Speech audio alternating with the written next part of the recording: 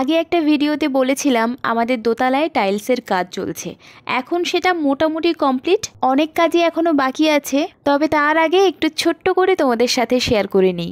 এখন যেটা দেখছো এটা ডাইনিং এরিয়া থেকেই সমস্ত রুমে যাওয়া যায়। তো তার আগে এখানে রয়েছে একটা বাথরুম, আর এই যে স্পেসটা দেখছো এখানে একটা বেসিন লাগানো হবে। তারপরেই চলে আসছি বাথরুম বা ওয়াশরুমে। এটা হচ্ছে ওয়াশরুমের ফ্লোর। ওয়াশরুমটা খুব ছোটও নয় আর একদম বড়ও নয়, মাঝারি ধরনের।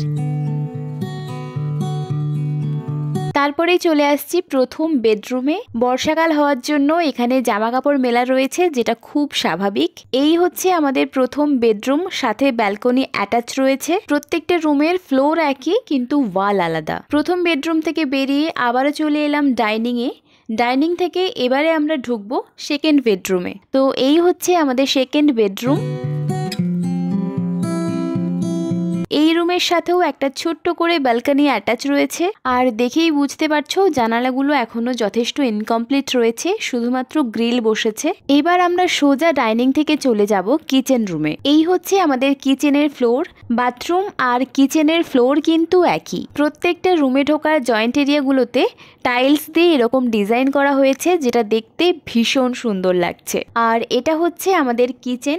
এখনো স্ল্যাব, ক্যাবিনেট, বেসিন কিছুই বসানো হয়নি, বাকি আছে কাজ এখনো অনেকটাই। কিচেনে স্ল্যাবের গ্রানাইটটা কোন কালারের নিলে সব থেকে ভালো মানাবে তোমরা এটা আমাকে সাজেস্ট করতে পারো।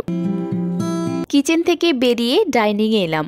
দেখো দূরে ওইটা ফার্স্ট বেডরুম, দেন তার পাশে রয়েছে একটা ওয়াশরুম, এটা সেকেন্ড বেডরুম, আর তার পাশে রয়েছে একটা কিচেন, আর এইটা হচ্ছে মাস্টার বেডরুম। চলো এবার মাস্টার বেডরুমে ঢোকা যাক।